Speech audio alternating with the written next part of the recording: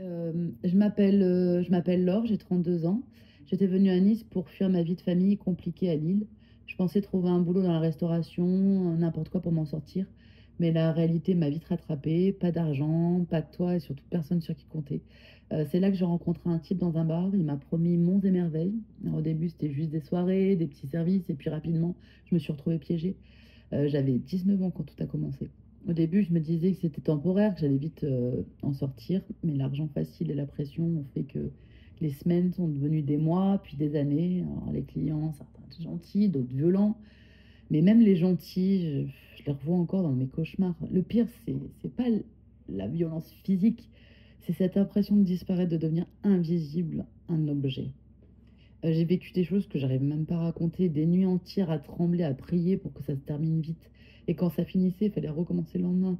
Il y avait cette peur constante, peur de tomber sur un client dangereux, peur de la police, peur de moi-même aussi. Parce qu'au fond, je me détestais de faire ça. Mais je voyais pas d'autre issue.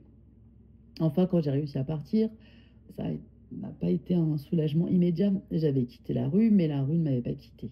Les flashbacks sont devenus quotidiens. Je pouvais être dans un supermarché et l'odeur d'un parfum, un regard, un mot me ramenait là-bas.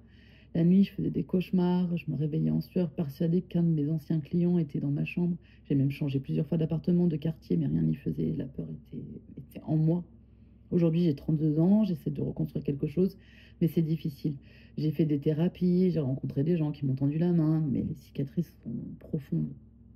Le regard des autres est dur aussi.